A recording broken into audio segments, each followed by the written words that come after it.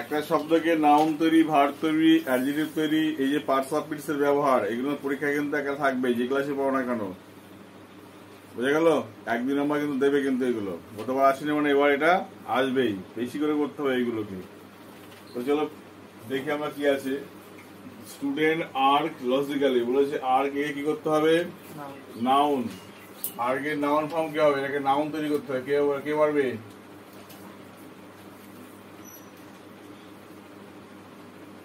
কিছু কিছু শব্দ থাকে যেগুলো নাউন তৈরি করে নিতে হয়, আর যেগুলো নাউন তার নিজস্ব ফর্ম থাকে।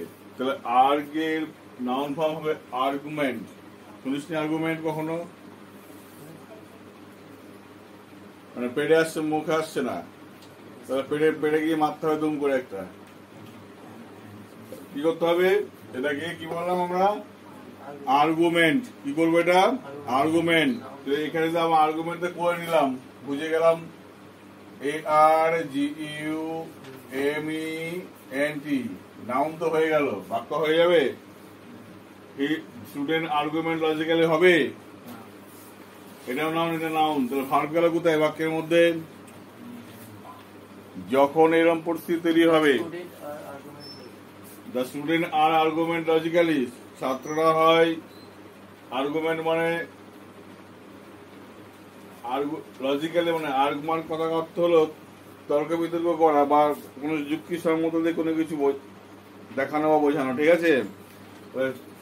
মানে তো হলো সাবজেক্ট, যদি আমরা এটা ধরি তাহলে ভার্ব লাগবে তো এখানে, তাই না? তাহলে এটা তো নাউন, তাহলে এটা তো নাউন, তাহলে নাউন এটা তাহলে কি করতে হবে? এটা অবজেক্ট করতে পারি আমরা, তাই না? অথবা এটাকে অফ দিয়ে আর করতে পারি, কিন্তু ভার্ব তো আমার লাগবে এখানে।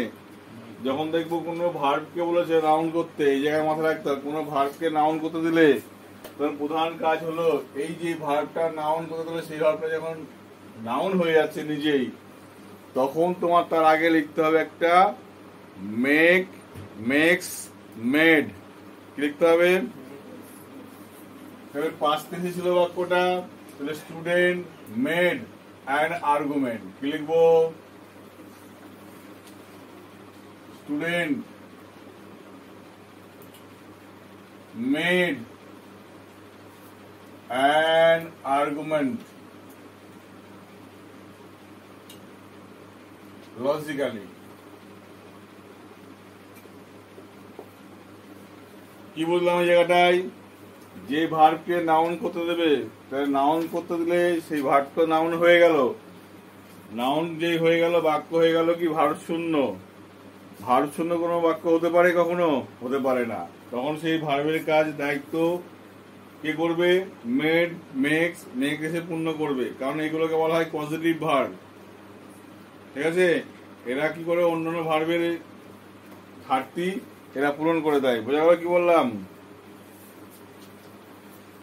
তাহলে এখানে দেখো, এরকম যখন তুমি ভাববা কোন একটা ভার্বকে বলেছে নাউন করতে, তখন তোমার কাজ হলো এই ভার্বটা যখন নাউন করবা তার আগে লিখে দেবা টেন্স অনুসারে, হয় মেক, না হলে মেড। প্রেজেন্ট টেন্স হবে মেক, পাস্ট টেন্স হলে কি হবে? মেড। সব ক্ষেত্রেই student made an argument logically, ঠিক আছে? ছাত্ররা একটা যৌক্তিক ভাবে প্রস্তাবিত করলো, ঠিক আছে? কি বললাম? হলো। এইবার বলেছি দেখো, 1 নম্বর কমপ্লিট। এবার বলেছি দেখো, এখানে government gave him permission to go abroad. এখানে কি বলেছে? পারমিশনটা কি করতে বলেছে? দেখে বলো কি করতে বলেছে? তাহলে এটা আছে, এটাকে বলতে বলেছে ভার্বের রূপান্তর করতে বলেছে। তাহলে government gave him permission to go abroad, সরকার তাকে অনুমতি দিল বিদেশে যাওয়ার জন্য। গো অ্যাব্রোড মানে বাইরে যাওয়ার জন্য, ঠিক আছে? কি বললাম? তাহলে এখানে এই যে কর্ম, এটা যদি সাবজেক্ট হয়, এটা ভার্ব, এটা অবজেক্ট, এটা অবজেক্ট। তাহলে একটা অবজেক্টকে বলছে কি করতে? ভার্বের কাজ করতে বলছি। যখন এটা অবজেক্ট ভার্বের কাজ করতে আসবে, কি বললাম? তখন মূল ভার্ব তখন উঠে যাবে, আর কাজ করবে না। মূল ভার্ব আর কাজ করবে না। তখন এই ভার্বটা তখন কি করবে? নিজে বিশ্রাম নেবে, আর কাজ করবে না। পারমিশনের ভার্ব কি হবে? পারমিট। কি হবে? পারমিট, তাহলে এইখানে তখন করতে হবে কি, এই পারমিশন তার চেঞ্জ হয়ে গেল কি পারমিট, PERMIT, পারমিট মানে অনুমতি দেওয়া, ঠিক আছে। এই তখন এখানে চলে আসবে। ক্লিয়ার? এবার দেখি গভর্নমেন্টটা লিখে নাও আগে।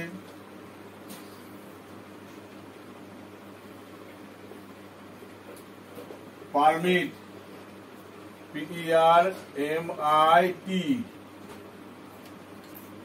পারমিটেড, তাহলে ডবল টি ইডি হবে। কেন ডবল টি হলো কে বলবে?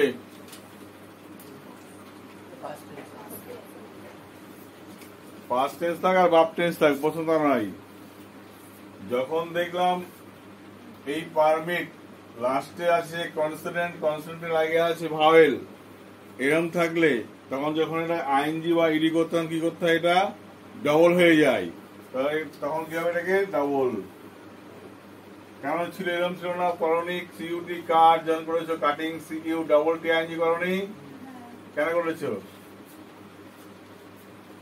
কি ছিল কনসোনেন্ট, তার আগে ছিল ইউ ভাইল, যখন আইএনজি ফর্ম হয়ে তখন কি ডবল হয়ে গেছে এটা, কিন্তু তখন মনে পড়ছে? ওই মনে পড়ছে, গ্যাস হয়ে যাওয়ার মতো মনে পড়ছে তো।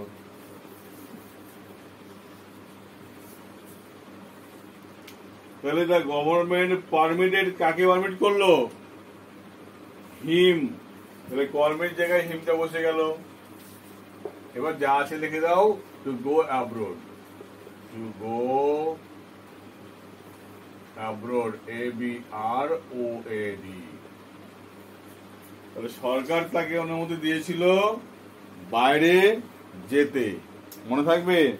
তাহলে কিন্তু এই শব্দগুলো দেখো, এইগুলো করতে দেওয়া মানে কিন্তু এইগুলো শুধুমাত্র তোমাদের ক্ষেত্রে গুরুত্বপূর্ণ নয়, যে কোনো চাকরি বাকরির ক্ষেত্রে কিন্তু এটা খুব গুরুত্বপূর্ণ। এই জাতীয় বাক্য দেবে বলে ভার্বটাকে নাউন করো, নাউনটাকে ভার্ব করো। বোঝা গেল কি বললাম? এটা ক্লাস 7, 8 ছিল এইগুলো সিলেবাসে। এবার মাধ্যমিকের সিলেবাসে কোনো কোনো বার এগুলোকে দিয়ে দেয় কিন্তু। বোঝা গেল কি বললাম? গত 2 বছর মিসিং করেছে মানে এবছর এটা কিন্তু খুব গুরুত্বপূর্ণ 1 নম্বরের ক্ষেত্রে। ওকে, তাহলে দেখো কি বললাম, এই জায়গাটায় কি বললাম, যে কোনো অবজেক্ট যখন ভার্বের কাজ করতে বলবে, আগের ভার্ব নিজের দায়িত্ব তখন ছেড়ে দেবে, সে আর থাকবে না, উঠে চলে যাবে। তখন এ ভার্ব হয়ে যখন আসবে, আগের ভার্বটা তখন কি করবে, সেখান থেকে কাজ করবে না, চলে যাবে। হয়ে গেল? বুঝে গেল কি বললাম? এটা এক ক্ষেত্রে নয়, সব ক্ষেত্রেই তাই হবে। কি হবে এটা? সব ক্ষেত্রে তাই হবে এটা কিন্তু। আচ্ছা, এবার এখানে দেখো এর সঙ্গে এর মিল আছে। They differ from each other, তারা একে অপরের থেকে আলাদা হয়ে গেল। এই ডিফারটা ভার্বে আছে, এটা কি করতে বলেছে বলো? এটাকে বলেছে নাউন তৈরি করতে। ডিফারেন্ট নাউন ফর্ম কি হবে জানি আমরা, কি হবে? ডিফারেন্স। নাউন ফর্ম জানি কি আমরা? Difference, DIFFERENCE। কি বলেছিলাম? এই ভার্ব যখন নাউন হয়ে যাচ্ছে তখন বাক্যটা ভার্ব শূন্য হয়ে যাচ্ছে। ভার্বের কাজ করতে কে আসবে? হয় মেক, না হলে মেড। তাহলে দে, এই ডিফার যেহেতু প্রেজেন্ট টেন্সে আছে, দে মেক আ ডিফারেন্স। দেখে গেল? They make a difference from each other, যা আছে লিখে দাও।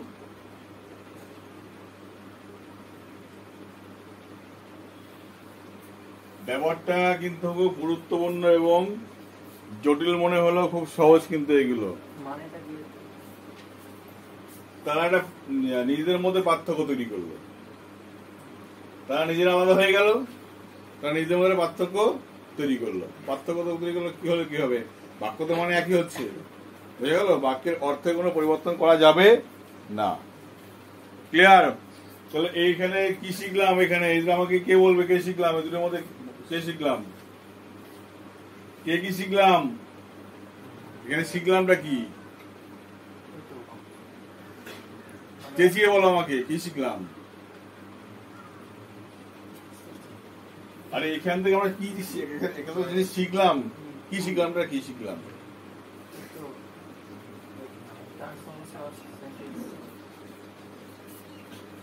গোদা বাংলায় বলো, বাংলা যা গোদা বুঝেছো সেটা বলো। যেটা ভার্বকে নাউন করতে বললে বাক্যটা ভার্ব শূন্য হয়ে যাচ্ছে, সে ভার্বের দায়িত্ব কে নেবে? মেক অথবা মেড নেবে। সে এসে বাক্যটা ভার্বের ঘাটতি পূরণ করে দিয়ে যাবে এসে। বলা কি বললাম? এখানে যদি মেক না লিখি, যদি এখানে লেখে ড্র, যে ড্র এ ডিফারেন্স, তারা একটা পার্থক্য টেনে দিল নিজেদের মধ্যে, তাহলে হতো দে ড্র স্টুডেন্ট ডিউ এ আর্গুমেন্ট বা অ্যান আর্গুমেন্ট, তাহলে হতো না। এখানে কি লিখবো আমি? একটা বোঝালাম। এখানে মেকও লেখা যায়, এখানে ড্র লেখা যায়। কি লেখা যায়? দুটোই লেখা যায়, মেকও লেখা যায়, ড্র লেখা যায়। এদের কাজ কি? বাক্য ভার শূন্য হয়ে গেলে এরা সেই দায়িত্ব পালন করবে, বাক্যটাকে ভারবে সেই দায়িত্ব পালন করে দেবে। অথচ বাক্যের মানের কোনো পরিবর্তন এরা করে দেবে না। আবার দেখো, হি ফাউট ব্রেভলি, এখানে কি করতে বলেছে? এই ফাউটটাকে নাউন করতে বলেছে। এর বলেছে নাউন। ফাউটের নাউন ফর্ম কি হবে? কে বলবে? ফাউটের নাউন ফর্ম এটা মজার শব্দ। ফাউটের ভার্ব ফর্ম কি হবে? Fight, FIGHT, FIGHT। এই ফাইটটা ভার্বও হয়, নাউনও হয়।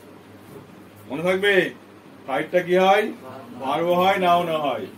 এবার প্রশ্ন হলো, এই ভার্বটাকে আমরা নাউন করে দিলাম, বাক্যটা কিন্তু হয়ে গেল একটা ভার্ব শূন্য বাক্য হয়ে গেল। ভার্বের কাজ কি করে দেবে? মেক বা মেড হবে। কিন্তু ফাউট বলে যে পাস্ট টেন্স, তাহলে কি হবে? মেড। তাহলে হি মেড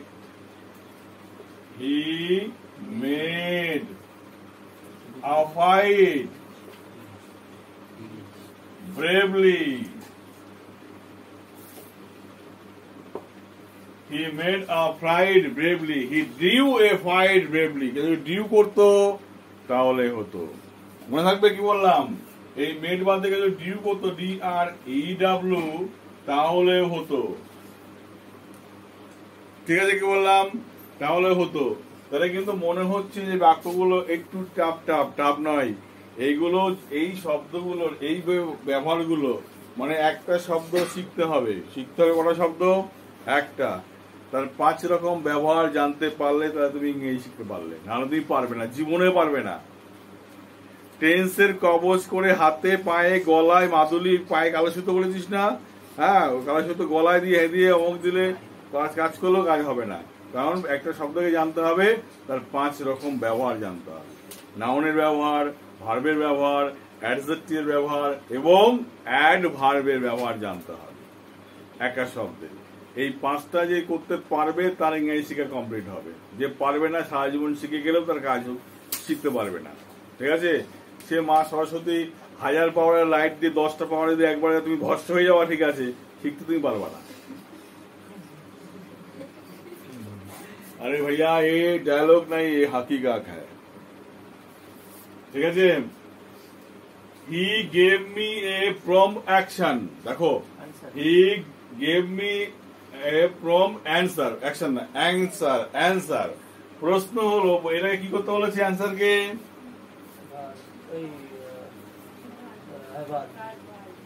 এই অ্যান্সার কে বলেছে ভার্ব করতে। কি করতে? ভার্ব। দুঃখের বিষয় নয়, আনন্দের বিষয়। অ্যান্সার শব্দটা ভার্ব হয়, নাউনও হয়। ঠিক আছে? অ্যান্সার শব্দটা ভার্ব হয়, নাউনও হয়। এর চেহারা দুটোই এক, ভার্বের ক্ষেত্রেও এক, নাউনের ক্ষেত্রেও এক। ঠিক আছে? ভার্বের ক্ষেত্রেও এক, নাউনের ক্ষেত্রেও এক। ইডি যোগ করলে পাস্ট টেন্স হবে। ঠিক আছে? কি বললো? পাস্ট টেন্স হবে। তাহলে একটা নাউন যখন, কর্ম যখন ভার্বের কাজ করছে, 2 নম্বরের সঙ্গে মিল আছে। দেখো, এই কর্ম কি করছে? ভার্বের কাজ করতে হবে। তাহলে আগের বাক্যের ভার্ব সে কি করবে? বিদায় নেবে, থাকবে না কিন্তু। তাহলে গেভ কিন্তু আর থাকবে না। তাহলে কি হবে? এই অ্যান্সারটা বসিয়ে দাও, হি অ্যান্সার। গেভ পাস্ট টেন্স ছিল, তাহলে অ্যান্সার্ড এটি যোগ করে দাও। হি অ্যান্সার মি হলো। এইবার প্রশ্ন হলো, আমার দিকে তাকাও না, বোর্ডের দিকে তাকাও। এর প্রশ্ন হলো এ প্রম্পট আছে, হি অ্যান্সার মি।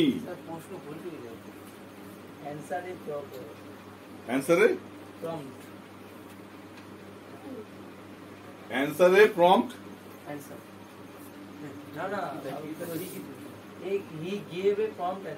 লিখেছি আমি।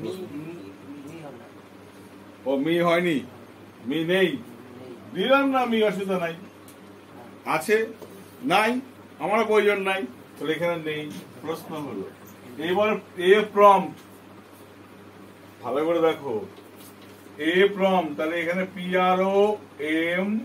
PROMPT, দেখো এই প্রম্পটটা কি? এটা হলো অ্যাডজেক্টিভ।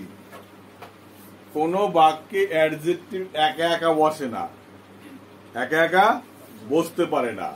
হয় সে অ্যাডজেক্টিভ নাউনের আগে বসবে, আর তা না হলে অ্যামিজার ওয়াজারের পরে বসবে।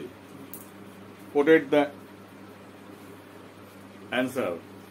বলছি কি, অ্যাডজেক্টিভ একা বসবে না, মানে কোথায় বসবে? হয় নাউনের আগে বসবে, না হলে অ্যামিজার ওয়াজারের পরে বসবে। ফিরে আসি এখানে, তাহলে এখানে যদি আমরা এ প্রম্পট বসিয়ে দিই, জায়গাটা এ প্রম্পট বসিয়ে দিই, PROMPT বসিয়ে দিই, তাহলে একটা তড়িঘড়ি, সে উত্তর দিল একটা তড়িঘড়ি। মানে হলো, মূল্য হলো, সে তড়িঘড়ি ভাবে বা তাড়াতাড়ি উত্তর দেবে, তাড়াতাড়ি ভাবে, তাই বলতে পারে না। না, যখন এরকম সমস্যা দেখা দেবে, যেটা মাঝে একটা অ্যাডজেক্টিভ এসে তোমাকে ঝামেলা করছে, ডোন্ট ওয়ারি, চিন্তা করবে না, আগের আর্টিকেল বাদ, এর সঙ্গে এলো যোগ করে দাও, অ্যাডভার্ব হয়ে গেল। হি অ্যান্সার প্রম্পটলি হয়ে গেল।